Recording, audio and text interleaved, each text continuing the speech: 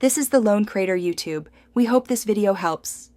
You begin by powering the iPhone off and removing the SIM tray. This prevents shorting and gives you access. Once done, remove the two lower pentalobe screws and keep them separated. Screw position matters. Next, heat the display perimeter with an eye opener or heat gun on low to soften adhesive. You only need warm, not hot. Use a suction cup and pick to lift the display slightly, then hinge it open like a book to expose internal shields. This is where the battery work begins. You must remove the display shield screws and lift the metal shield to reveal connectors. This prevents damage when you work. Then disconnect the battery connector first. This isolates power and reduces risk.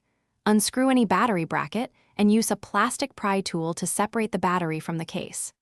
If adhesive strips are present, pull them slowly at low angle. If they break, reapply low heat or adhesive remover and use a card or solvent-soaked pad to free the cells. You install the replacement battery by aligning it in the tray, reconnecting the connector, and replacing the metal bracket and screws to secure the connection.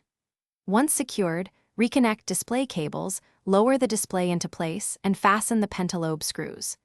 Power the phone on to confirm operation. Make sure battery health recognizes the cell. If it won't boot, check the battery connector for debris or misalignment, reset display cables, and try a different known good battery to isolate faults. This single troubleshooting step saves time.